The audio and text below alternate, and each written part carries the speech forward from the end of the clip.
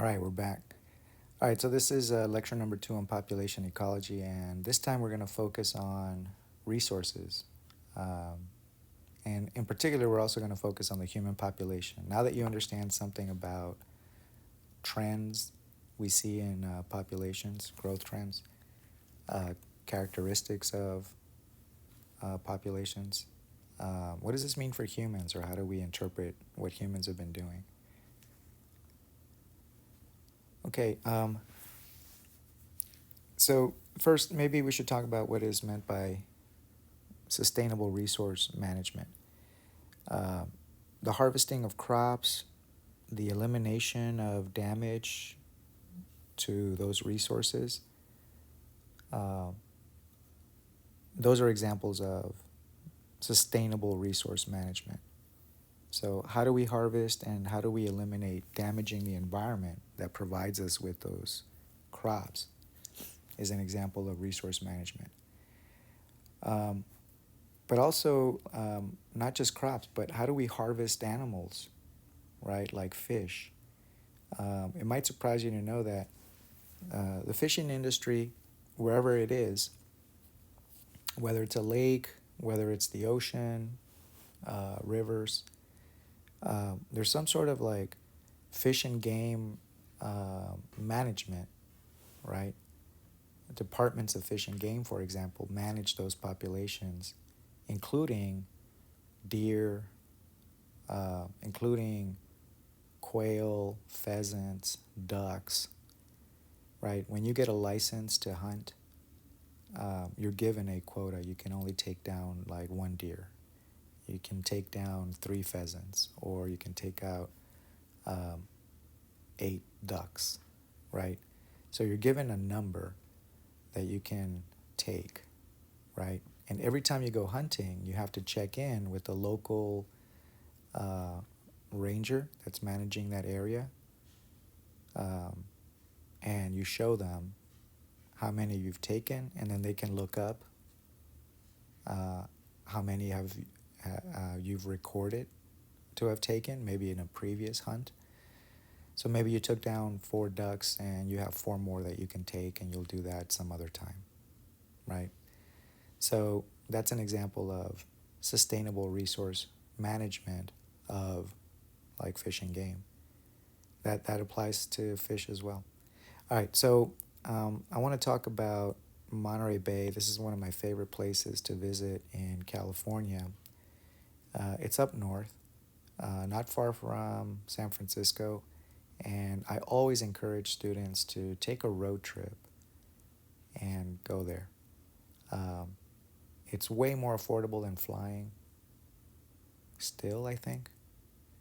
Although some of you might find deals, I guess. You know, the internet is prime for that sort of thing. Maybe you can find a deal where you can fly in close enough and then rent a car or Uber there or something. I don't know.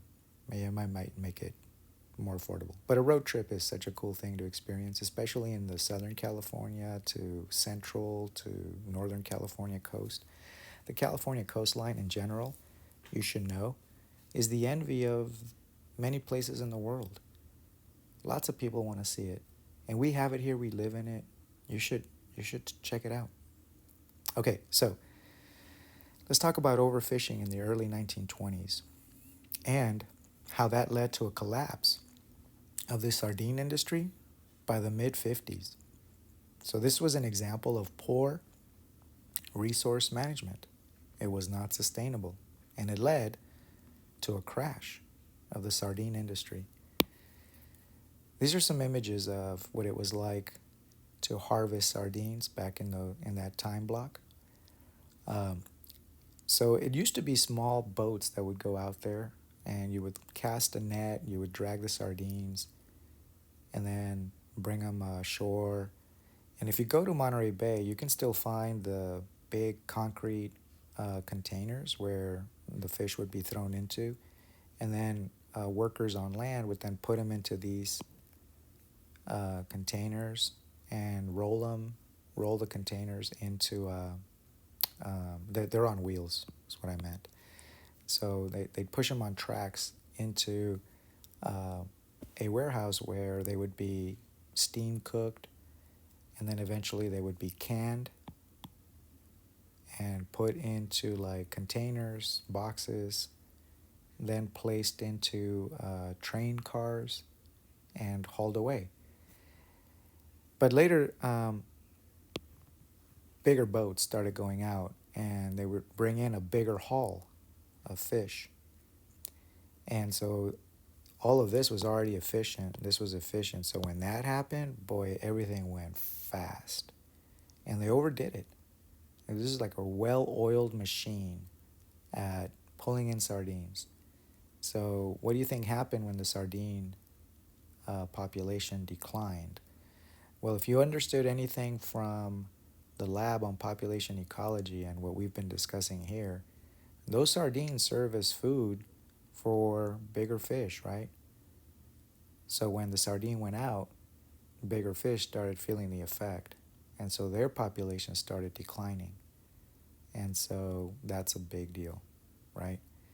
Um, this canning efficiency here was so good and such a prominent part of the local economy that if you were to visit Monterey Bay, you would be walking these streets called Cannery Row because of the cannery. And Cannery Row is the title of a book, one of my favorite books, written by Steinbeck, about that time frame. There was also the Great Depression happening around that time. And Steinbeck writes about people, actual people, that lived in the cannery. And what he does is he kind of accentuates those people and gives them new characteristics. And so he invents a character, but a character that's loosely based on an actual person of the time. So if you visit the cannery, and this is what I encourage you to do, go visit the cannery. What you're looking at here is arguably one of the best aquariums on the planet.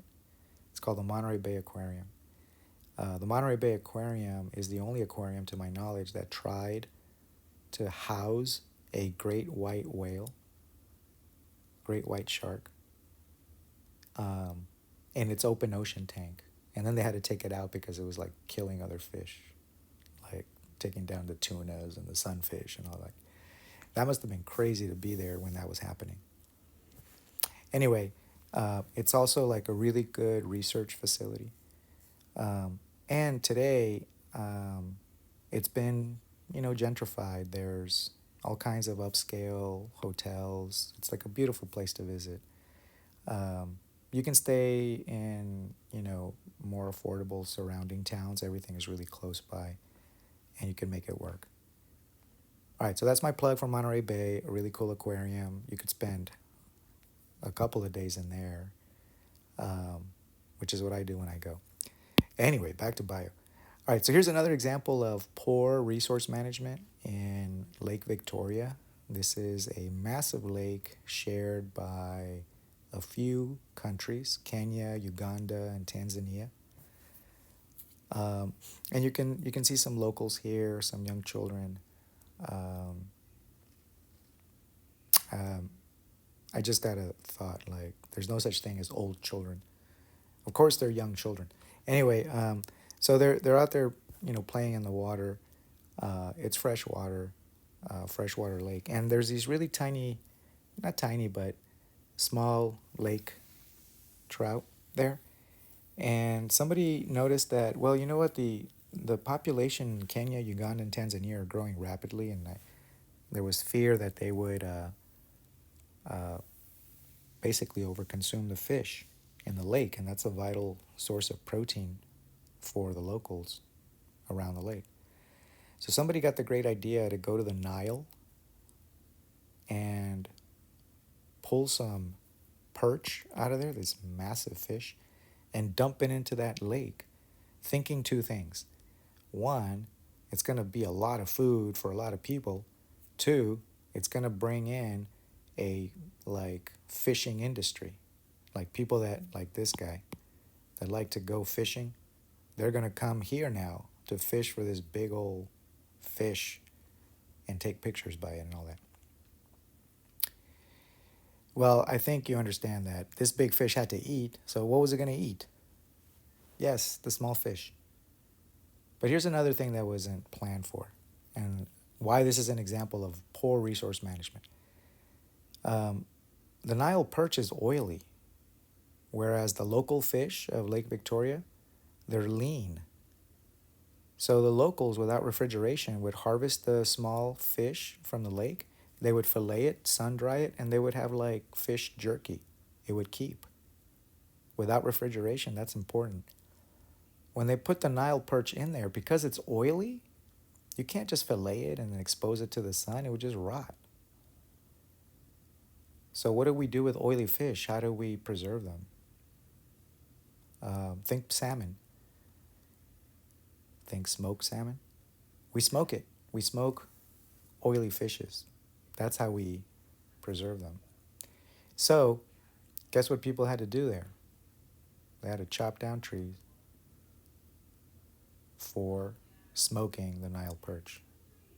So, not only was now a threat to the freshwater lake fish, but now the trees were starting to come down because you needed them for firewood so you could smoke this thing.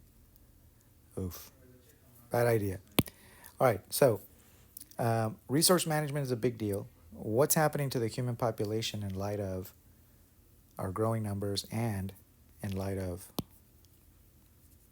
dwindling resources? Well, the human population grew rapidly at the turn of the century, and it currently is over 8 billion people. 8 billion. And so we have to wonder, do we have enough resources to sustain that massive population? What are we looking like? Are we exponential or are we logistic? What's going on? All right, have a look here. In red, you're seeing the total population size. In blue, the blue bars, they're showing you how much you're adding to the population. That's the population increase versus the total population in billions. So, in other words, you're looking at G and the total. You're looking at the growth, the annual increases, and then the total population superimposed. So, you're adding millions, that's G, and then the total population is growing now in the billions. So, we're above 8 billion now, for sure. If you look at the world population numbers, it's massive. It's over 8 billion. All right, but do you notice that we were adding kind of gradually, and then we skip up and then we skip. Wow, we're like really blowing up. So what accounts for those kind of big jumps?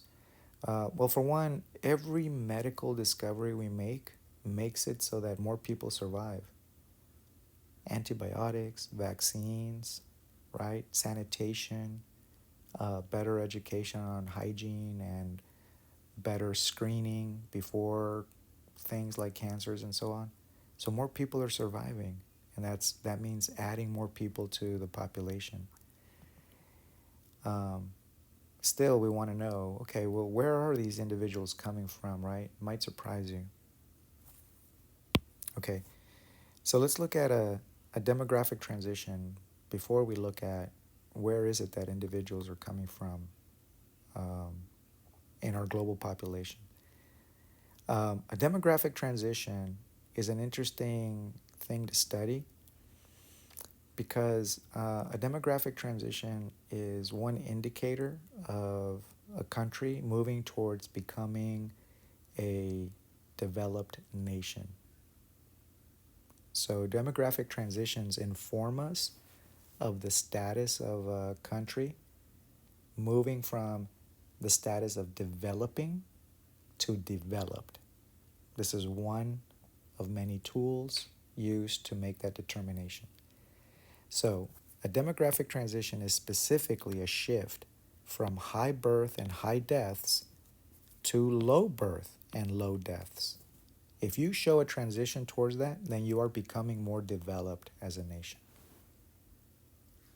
And you would have a lower uh, rate of growth. So this is like one of the things that defines a developed nation. This isn't the only thing. Again, there are other things to look at.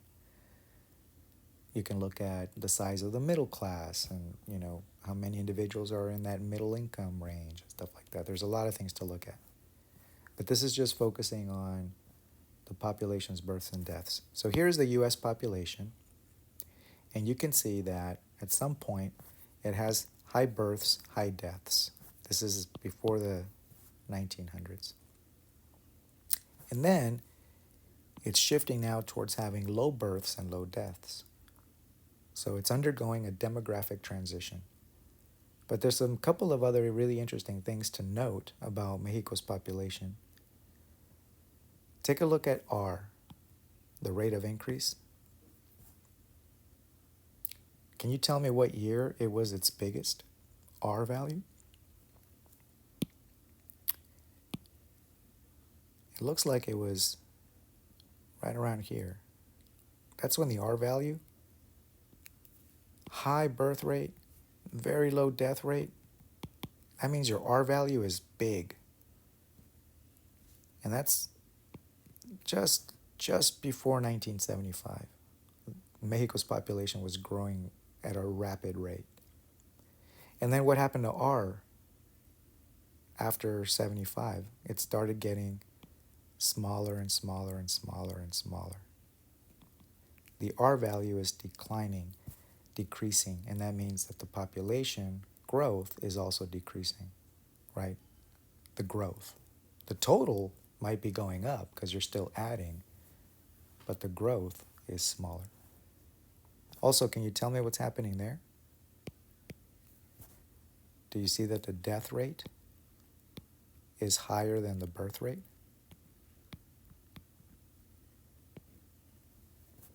So Mexico's population was in decline, and that was happening right in that time frame. And that was the war virus, the 1918 Spanish flu. In that time frame, Mexico's population was in decline. It had a negative R value, so more individuals were dying than were being born, and Mexico's population declined. So this right here is a negative R value, all in there. That's a negative R value. So Mexico's population was in decline. Okay, so we just looked at a demographic transition. So when you look at developed nations and compare them to developing nations, here's what we find. In the developing nations, the death rates have definitely dropped, but the birth rates are still high. So we have sent vaccines, we have sent antibiotics, there's traveling doctors, right? Nurses and so on. We've informed them about things like sanitation and pre-screenings and things like that. And so that makes it so that the death rates are low. However, the birth rates are still high. And the reason for that is largely cultural, right? Cultural, religious, and so on. So as a result,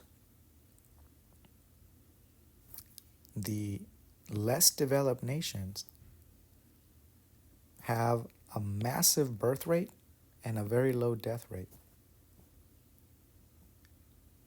As a result, they are adding over 13 people for every 1,000 individuals. If you compare that to developed nations like the US, Canada, the European Union, right? The birth rates are lower and the death rates are lower. That's a full-on demographic transition. And as a result, they only add 0.4 individuals for every 1,000 individuals. So have you noticed that the world is adding still 11.2 individuals for every 1,000 individuals on the planet? So for every 1,000 individuals on the planet, we're adding 11 individuals on top of that. And who accounts for that?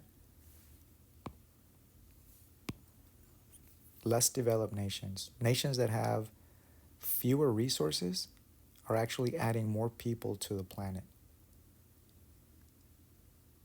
And what happens when there's a lot of people and few resources? What do populations do? They leave, they move. This is a biological response to that situation. When other animals do it, it makes sense. When humans do it, it leads to a political discussion. This is a geopolitical issue now.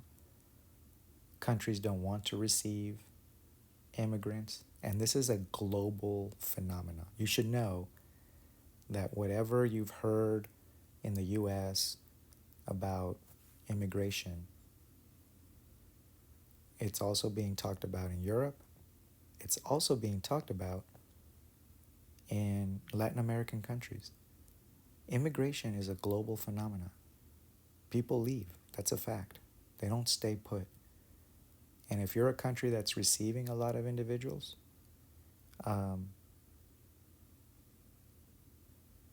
people are vocal about that. And it's an interesting thing as a biologist to see, because as a biologist, I'm like, yeah, you're supposed to move. What do you mean? Just stay there and suffer? It's the only life you have? Not being able to provide for family? Yeah, it makes sense to move. But it creates geopolitical tensions for sure. Okay, now before we start wagging our finger at populations that are, or at countries that are adding to the population, you should know that the problem with developed nations is that they have an overabundance of resources. So the resources are not equally distributed around the world. They're definitely more resources in developed nations. So the combination of adding more people in a developing nation and having the resources elsewhere, just makes it like, yeah, we're totally leaving this place and going to the place where the resources are more abundant.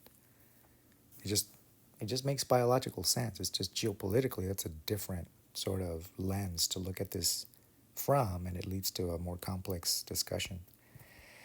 Okay, so that was that.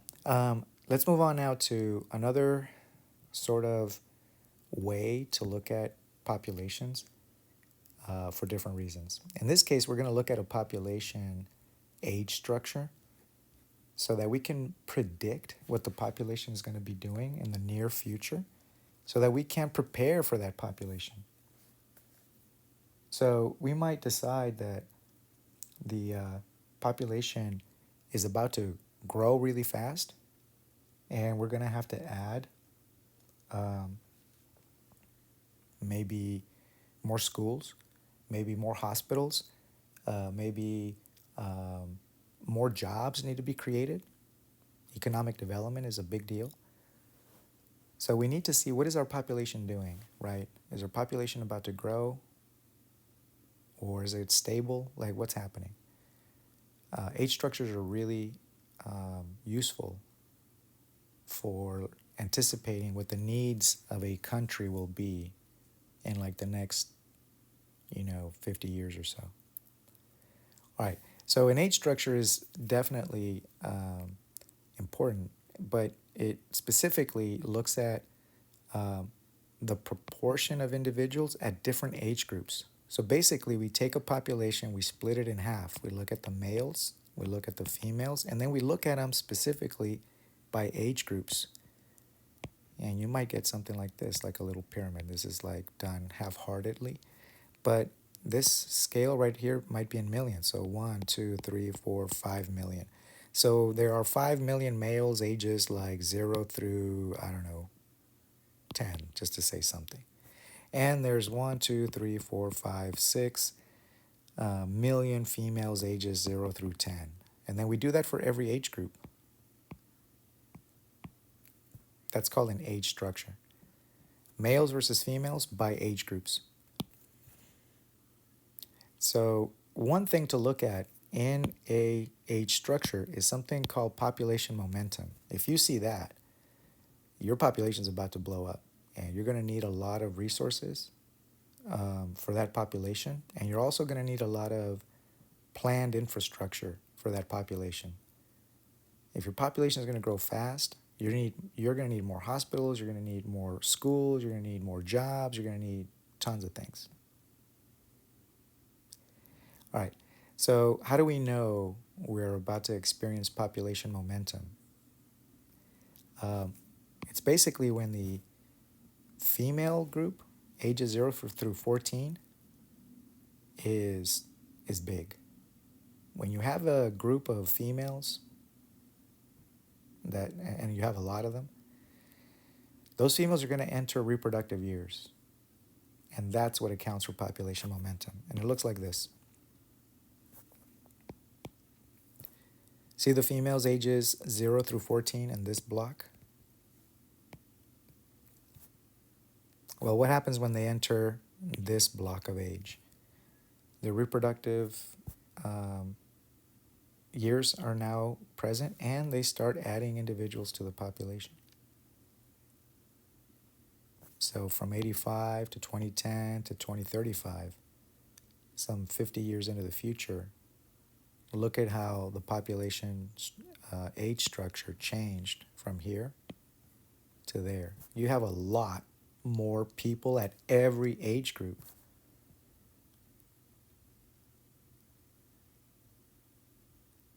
So in this particular case, I mean, you have like a lot of people at these age groups. Maybe the children are still relatively stable, in the 5 million range, but every other age group seems to have grown. So you need more jobs for this working class, and you're going to need, and the working class stretches out above that too, but you're also going to need more hospitals to take care of the aging group of people that have retired. So it just allows you to plan for the future needs of a country if you can track things like population momentum by looking at age structures. Now, are there other variations to these age structures? Yeah. Sometimes you can have a population that is tapered at the bottom. And you're like, whoa, what's going on here? Why is this population of children so small? Like, that's less females entering reproductive years, and that means that this group is going to decline. And that means we're going to have less workers. And so, who's going to do all the work for this country if we're not adding more people ourselves? Then you're a country that's a good candidate to take in immigrants. And this is exactly what happened when Syrian refugees needed to find homes. Germany was one of the countries that took a good amount of Syrian refugees because Germany had a tapered bottom. They had fewer there. So they were good candidates to take in immigrants to balance their economic needs in the near future. All right, so age structure diagrams reveal population growth trends and the social conditions you're going to have in the future so that you can prepare for them. Look at the age structure of the US in 85 to 2010 to 2035. This is another way of looking at age structures. So in 85, when I was coming up, we had a smaller population, 238 million people. In 2010, 310 million people. And we're projected to be close to 400 million people in 2035. We're going to need to take care of these retired individuals. We're going to need more jobs for these individuals, right? We're going to need more schooling for those individuals. The U.S. population is going to need a lot more infrastructure to sustain the population growth we're experiencing. So the U.S. Census Bureau projects the global population to be well above 9.5 billion by the mid-20th century. Right? So we're already at 8 billion. So this has already happened.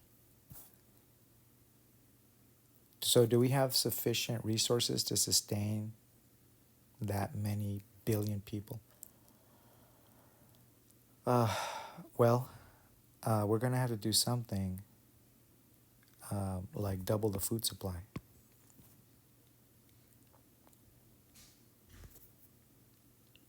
Do you remember what we were talking about in lab? That the sun provides the solar energy for photosynthesis, but only 1% of that is used. We got to double it. An ecological footprint measures the amount of resources consumed by nations or by individuals.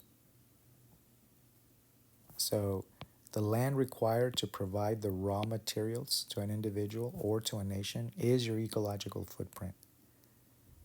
How much land do I need to have all the raw materials for one person or for a nation?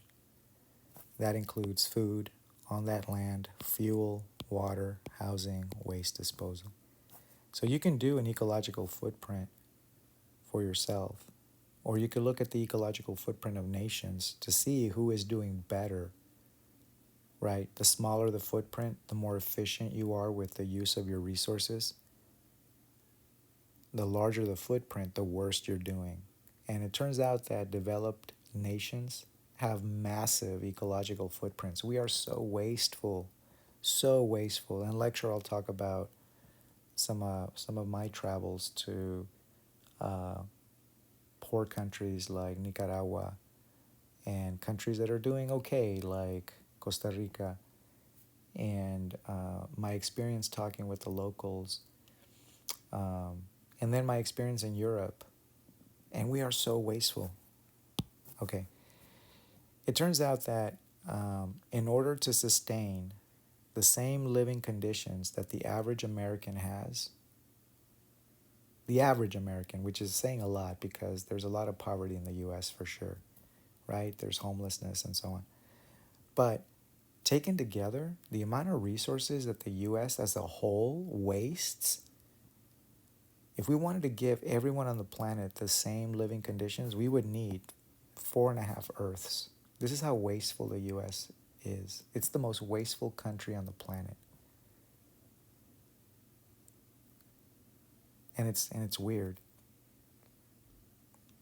If we want to give everyone the same standard of living that the average American has to everyone on the planet, we would need 4.5 planets. That's ridiculous. We are so wasteful. Okay, we'll end that on a horrible note.